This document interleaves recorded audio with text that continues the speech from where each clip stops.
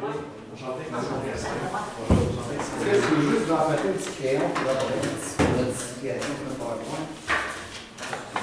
On prend ça. Ouais, pas de problème. Bon, on va se le fermer parce que fichier Excel, c'est pas pertinent. C'est pas bien comme ça. Faut liker, parce que moi, je suis pas grand.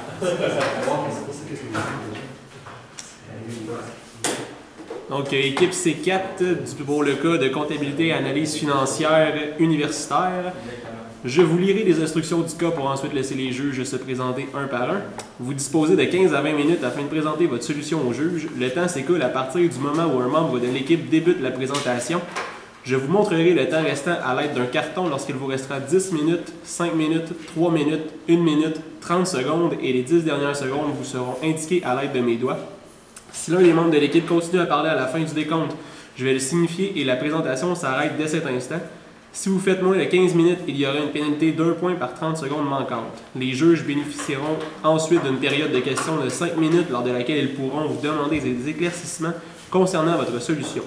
Notez que lors de la période de questions, aucun décompte du temps ne vous est donné. Mais si un membre de l'équipe est en train de parler lorsque le compteur affiche 5 minutes, il est autorisé à terminer sa réponse. Les juges peuvent maintenant se présenter. Bonjour, mon nom est Andrew Enchanté, propriétaire du cabinet comptable AVP Service Conseil. Je m'appelle René Sugère, directeur adjoint en redressement chez Raymond Chabot. Simon Yassin, comptable senior chez Ernst & Young. Juste avant de débuter, est-ce que tu peux t'assurer que tous les membres de l'équipe voient les fiches avec les temps? Parfait, merci. Donc, bonjour messieurs, bonjour Sophie Lalonde, le conseil d'administration. Vous avez soumis un mandat croustillant auquel nous avons décidé d'apporter quelques éclaircissements vis-à-vis des questionnements que vous aviez au mandat et nous allons aussi apporter des éclaircissements par rapport à la stratégie pour votre orientation future. Je me présente Antoine Boucher, Samuel Bilodeau et Chanel Roy du cabinet Roy, Bilodeau et Boucher, cabinet comptable dynamique. Donc, pour commencer, le mandat de consultation, je vais te passer à la page 2. Finalement, on va vous parler de l'abandon, de la continuation d'un produit qui est finalement avec votre marque de chips à la moutarde. Par la suite, on va embarquer sur le choix entre la croustille à la saucisse ou au porc effiloché. On va voir ici que, dépendamment du projet d'investissement, de la vente et de l'indice de rentabilité, quel projet sera le plus rentable, le plus important et le plus intéressant pour votre entreprise. Par la suite, on va aborder les orientations futures de votre entreprise, à savoir finalement quel est votre positionnement sur le marché canadien par rapport à la concurrence et d'autres détails.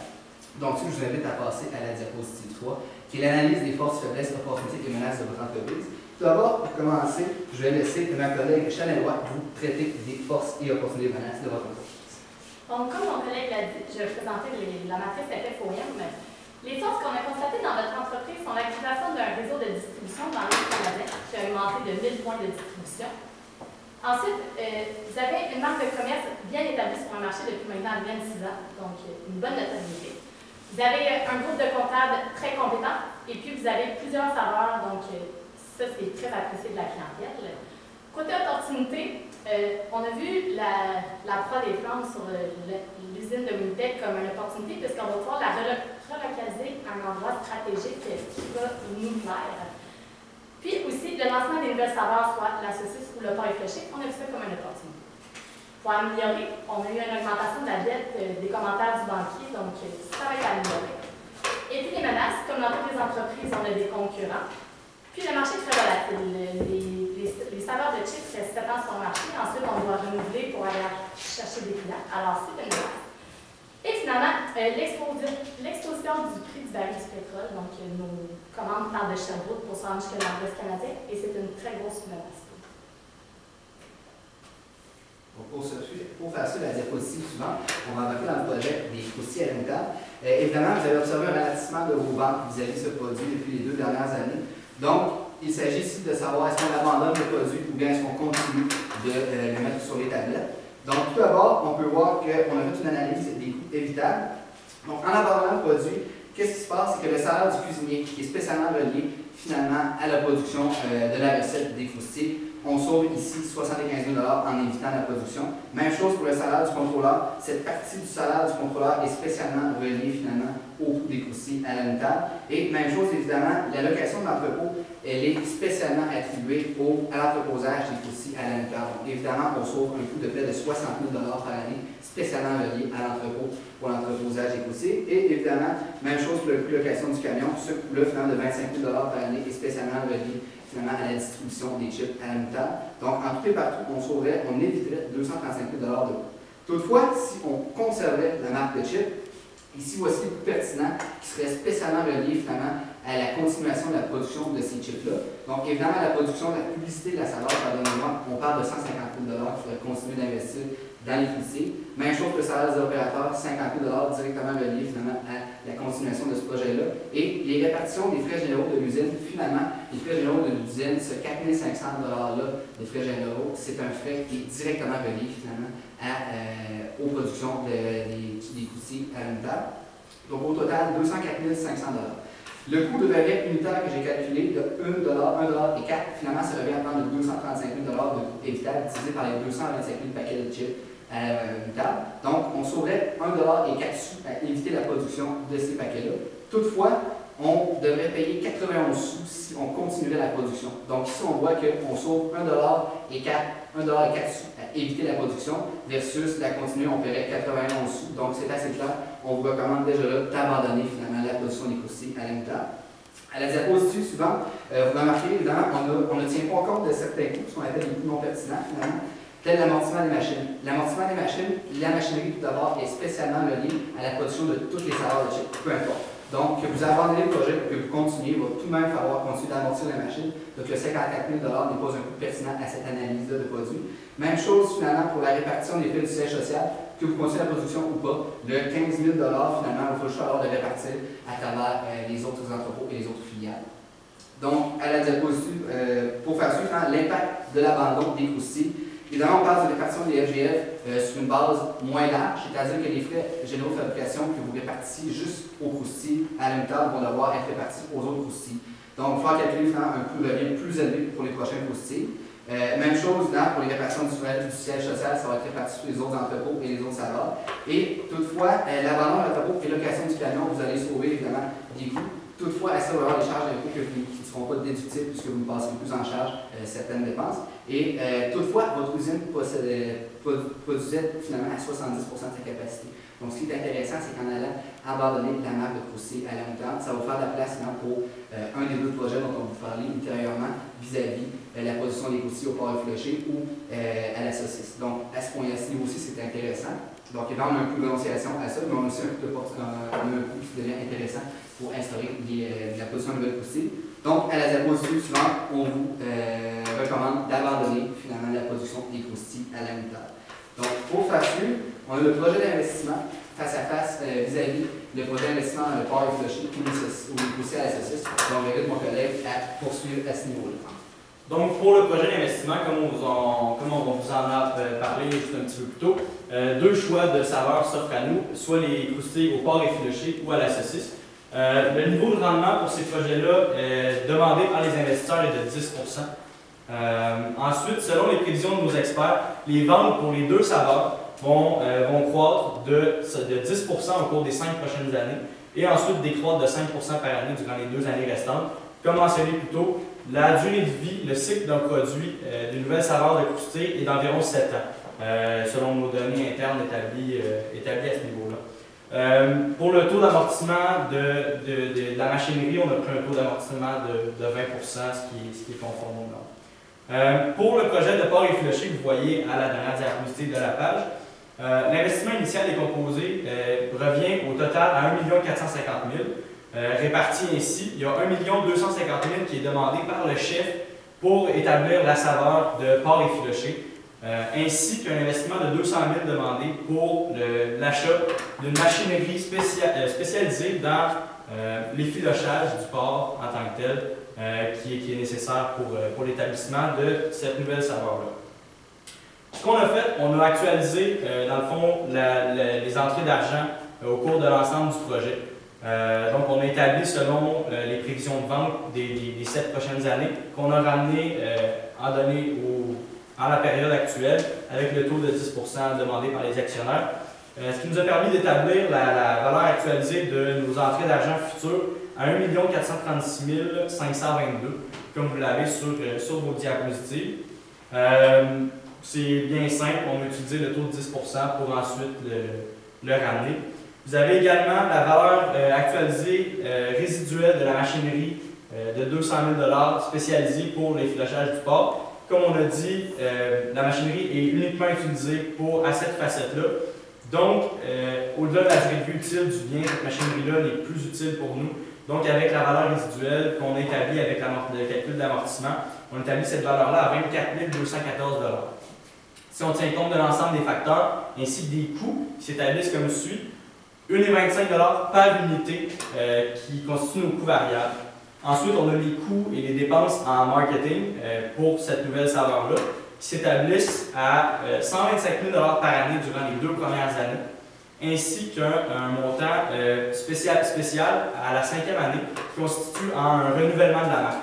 Donc, une nouvelle conception des sacs, donc un changement complet là, de la marque de produit, donc une nouvelle image corporative pour cette saveur-là, qui va nécessiter des coûts de 470 000 $ à la 5e année en dépenses marketing.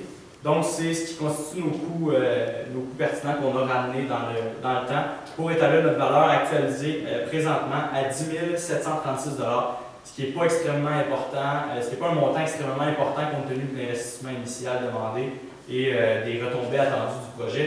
On voit l'indice de rentabilité du projet qui s'établit à 0,7 sous par dollar investi. Donc, c'est pas un projet qui est extrêmement intéressant à ce niveau-là, mais on va continuer l'explication, on va élaborer plus tard. Pour ce qui est des coûts au saucisses, on a fait un peu la même démarche pour les deux, cependant on n'avait pas les mêmes coûts. Coût investissement initial, on avait 375 000 qui représentait la recette, puis un 100 000 pour la machinerie. Tout comme mon collègue, on a amorti notre machine afin d'avoir une valeur résiduelle qui nous donnait 5 381 $.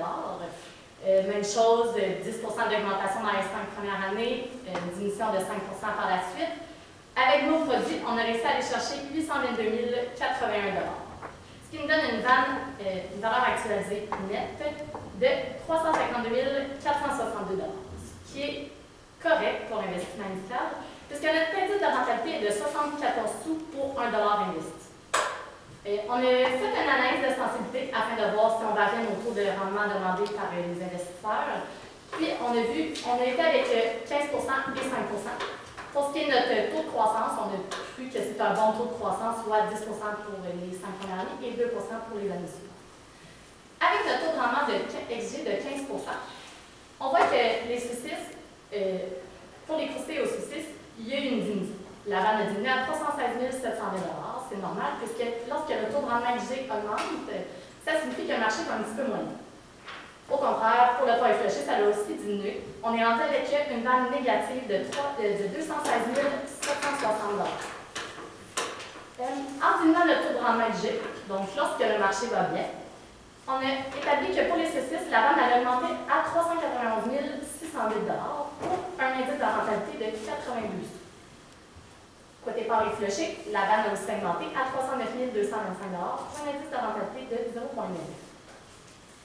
Nous, on a cru bon d'utiliser le taux de rendement exigé de 12 puisque le marché va un petit peu moins bien. On a décidé de l'augmenter un peu que nos actionnaires allaient exiger un tout petit peu plus. Donc, la saucisse, pour les croustilles aux saucisses, la valeur actualisée nette serait de 337 782 $ pour un indice de rentabilité de 71 sous, ce qui est un petit peu inférieur à 10 mais c'est normal.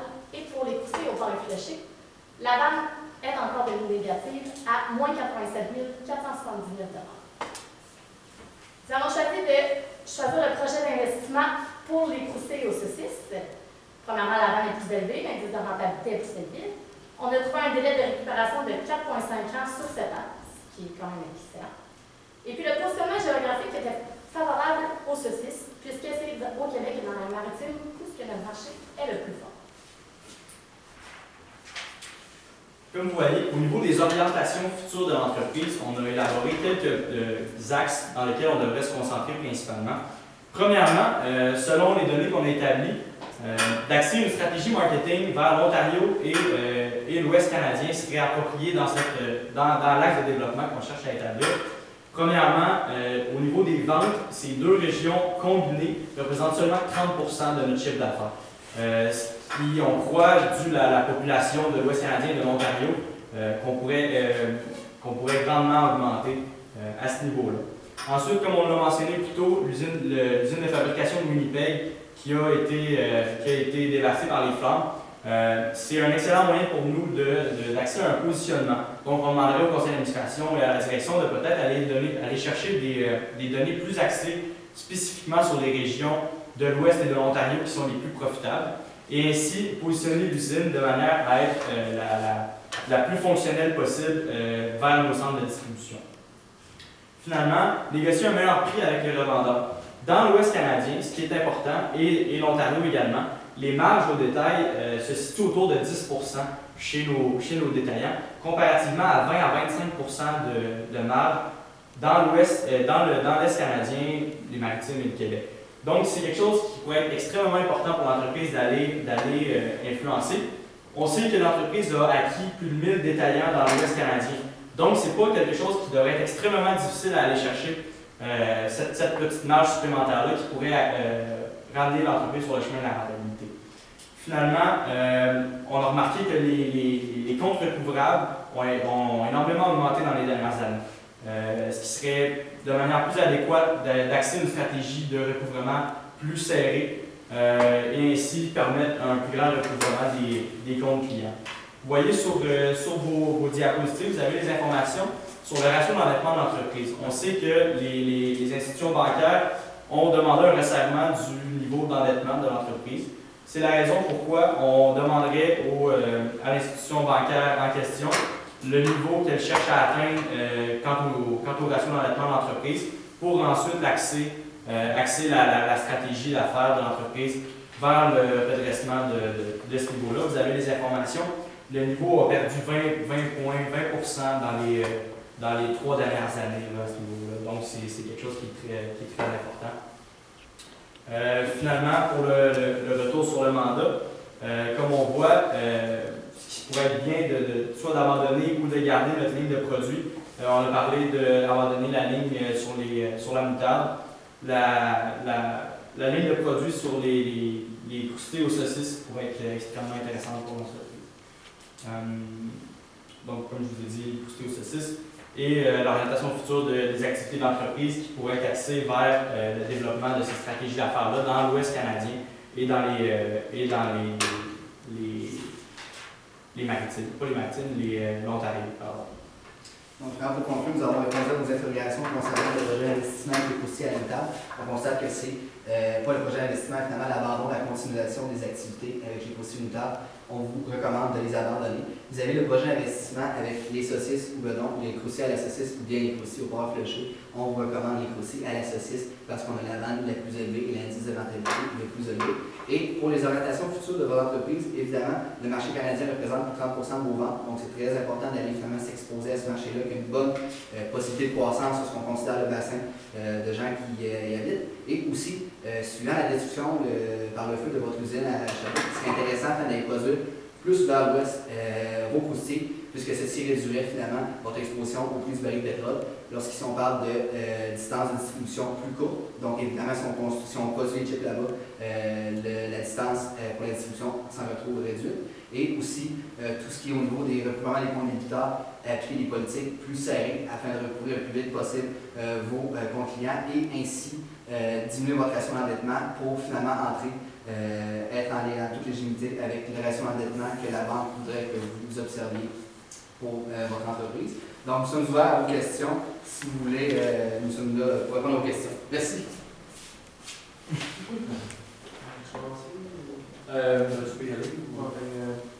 Ultimement, je comprends à court terme, on va embarquer dans le projet des chips aux saucisses. Je comprends le financement de tout ça dans le court terme, c'est quoi le plan d'action un peu pour ça? Ce qui est important dans le projet d'investissement, c'est que pour éviter la destruction de valeur, on ne peut pas se financer par l'enquête. on recommanderait d'aller justement chercher de l'endettement. Qui dit endettement dit évidemment réduction d'impôts. Lorsque l'on paie des intérêts, on va payer moins cher en imposition. Et aussi, la dette, ça vous amène l'avantage d'éviter la destruction de valeur par l'entreprise. Donc, on financerait par la dette 100% par la dette. Puis là, à court terme, on a quand même des créanciers qui nous mettent la pression. Évidemment. Ce serait intéressant d'aller faire percevoir ces créanciers-là afin de financer une partie du projet d'investissement produit par finalement l'encaisse, mais plus majoritairement par l'endettement. C'est sûr que les solutions d'affaires pour réduire la dette qu'on présenterait sont l'abandon de la ligne de croustille à la moutarde. Comme on dit, on va aller rechercher un certain gain avec ça, ainsi que les perspectives futures de vente qui sont vraiment bonnes pour la ligne de produits. On a remarqué qu'il y avait des distributeurs il y avait des marges qui étaient moins intéressantes que certains autres distributeurs, notamment, vous l'avez soulevé un peu dans l'Ouest, on a des distributeurs qui sont peut-être un peu moins intéressants. Comment on fait pour changer cette situation-là par rapport justement dans la marge de ces distributeurs-là? C'est sûr, comme j'ai mentionné plus tôt, on a plus de 1000 distributeurs dans l'Ouest canadien. Donc ça, c'est qu'on a procédé à l'acquisition, donc ça reste de la régie interne à ce niveau-là. Si les marges sont à ce prix-là, c'est certain qu'il va être nécessaire de chercher à comprendre premièrement pourquoi. Et deuxièmement, il y a une raison pour laquelle dans l'Ouest canadien, probablement peut-être la concurrence qui est plus forte, mais c'est à ce niveau-là, c'est avec notre lancement de saveur, notre offensive marketing qui va faire en sorte de créer un sentiment de recherche dans le produit en tant que tel. Donc, c'est avec ces efforts-là qu'on va être en mesure d'augmenter les marges sur les produits, d'augmenter nos prix dans le fond. C'est sûr que l'usine qu'on veut reconstruire et repositionner de manière plus efficace dans l'Ouest canadien va nous permettre de réduire aussi nos coûts de transport et d'exploitation. Même s'ils sont couverts en partie par les assurances, ce n'est pas une solution qui est viable à long terme à ce niveau-là. Donc, c'est ce qu'on cherche. C'est nos coûts variables, ce qui est intéressant. Puisque c'est des revendeurs qu'on a acquis, qui sont des sociétés, qui sont des filiales, finalement, c'est plus facile de négocier à l'interne qu'avec un revendeur finalement qui serait un fournisseur de services. Dans votre analyse de chips à la moutarde, on a établi un calcul unitaire du coût qu'on économisait de façon unitaire, puis de ce que j'ai compris. Y a-t-il moyen pour moi de savoir en tout, parce que je comprends que sur un certain chip, on économise, mais moi, au global, finalement, je vais sauver combien, je sais tout ça. Finalement, c'est 235 000 $, puisque l'addition est dans les PowerPoint. Alors, on a divisé le 235 000 $ par les 225 000 paquets de chips. Donc, évidemment, si c'est 1 $ et 4 par paquet de chips et que la gamme représente 225 000 de sacs de chips vendus par année, on sauve 235 000 $ la première année, évidemment. Grâce à l'abandon d'activité des croustilles à la moutarde. La deuxième opportunité, vous en avez parlé, ça semblait moins intéressant, les chips au port effiloché. Si on avait avec une liquidité, disons qu'on décide de ne pas aller de l'avant, on ne construit pas l'usine, on a de la liquidité, est-ce qu'on va de l'avant avec ce projet-là aussi? C'est un projet qui pourrait, à la limite, c'est sûr qu'avec les calculs qu'on a effectués, c'est pas le projet qui est le plus intéressant. Toutefois, on sait que le marché des maritimes et que le marché du Québec représentent nos plus grosses portions. Donc, on est le commerçant numéro 1 au niveau des croustilles au Québec et aux maritimes. On est distingué par les nouvelles saveurs qu'on apporte dans le marché. Donc, ces deux marchés-là, je vous ai dit tantôt que l'Ouest et l'Ontario représentent 30 %, mais les maritimes et le Québec représentent 70 % de notre chiffre d'affaires. Donc, d'aller chercher un certain revenu additionnel avec ce niveau-là dans les maritimes et le Québec pourrait être intéressant pour l'entreprise aussi. Toutefois, il faut y avoir beaucoup de prudence. Évidemment, on parle que les chips au port effiloché sont associés à une région en particulier et les croustilles à l'associer à une autre région. Donc, ce serait important de ne pas distribuer ces deux croustilles-là dans la même région afin d'éviter de cannibaliser vos ventes. Donc, on associe chaque saveur à la région qui lui est propre. Puis avec les calculs qu'on a faits, on les a fait vraiment sur 7 ans. Donc après ça, si les chips réussissent à rester plus longtemps sur le marché, bien sûr, ensuite, ils vont devenir de plus en plus rentables. Il y a tous les années qui vont suivre. C'est ce qui termine la période de questions. Merci.